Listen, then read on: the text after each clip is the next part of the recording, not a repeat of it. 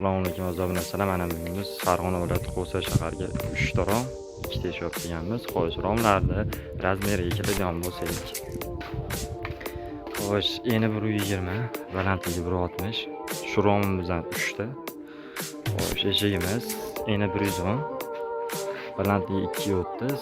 Xo'sh, materialga keladigan bo'lsak, balatoydu alyumin profilda bo'lgan.